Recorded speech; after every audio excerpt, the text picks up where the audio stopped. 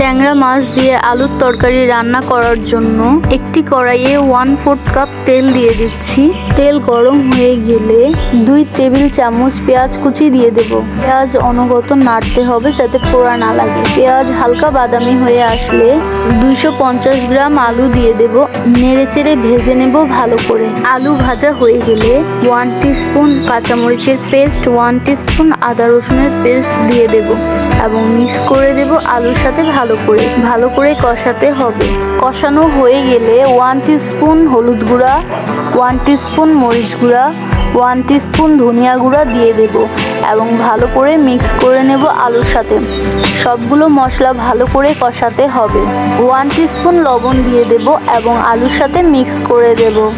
মশলা কষানোর জন্য অল্প পানি দিয়ে দেব। পানির সাথে মশলা ভালোভাবে কষাতে হবে যাতে মশলার কাঁচা গন্ধ না আসে। পানি শুকিয়ে তেল উপরে চলে এসেছে, তার মানে মশলা কষানো হয়ে গিয়েছে। আলু সিদ্ধ করার জন্য অল্প পানি দিয়ে দেব এবং ঢাকনা দিয়ে ঢেকে রাখবো 10 মিনিটের জন্য। 10 মিনিট পর ঢাকনা খুলে দেব। এখন আলু সিদ্ধ হয়ে গিয়েছে এবং পানিও শুকিয়ে গিয়েছে।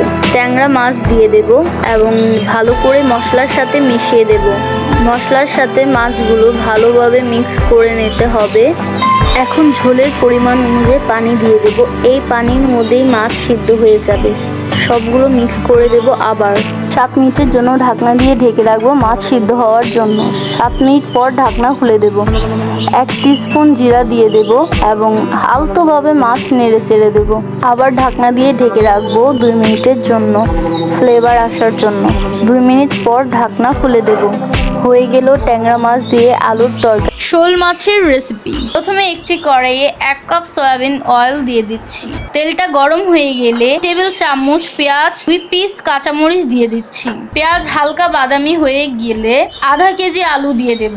আলু হালকা করে তেলে ভেজে নিতে হবে। আলু ভাজা হয়ে আসলে 1.5 চামচ আদা রসুনের পেস্ট দিয়ে ছেড়ে দেব। 1 চামচ হলুদ, 1 চামচ মরিচ গুঁড়া, মশলাগুলো মিশিয়ে দেব। 1 চামচ ধনিয়া গুঁড়া, মশলাগুলো মিশিয়ে দেব। 1 কাপ পানি দিয়ে মশলাগুলো কষাতে হবে। মশলাগুলো ভালোভাবে কষালে মশলার গন্ধ আসবে না। মশলাগুলো কষানো হয়ে গেলে আধা কেজি মটর দিয়ে দেব। মটর সিদ্ধ করা ছিল তাই লাস্টে অ্যাড করলাম। সবগুলো মিশিয়ে দেব মশলার সাথে। 1 চামচ লবণ দিয়ে দেব। নেড়েচেড়ে মিশিয়ে দেব ভালোভাবে। শোল মাছ কড়াইয়ে দিয়ে দেব। মাছগুলো আলতোভাবে মশলার সাথে মিশিয়ে দেব। দেখতেই পারছো আমি কিভাবে নেড়েচেড়ে দিচ্ছি। পানি দিয়ে দেব মাছ সিদ্ধ হওয়ার জন্য। পানির বলক এসে পড়লে মাছগুলো আলতোভাবে নেড়েচেড়ে দেব, কিন্তু খেয়াল রাখতে হবে মাছ যাতে না ভাঙে। ঢাকনা দিয়ে ঢেকে রাখবো মাছ সিদ্ধ হওয়া পর্যন্ত। মাছ সিদ্ধ হয়ে গেলে ঢাকনা খুলে দেব।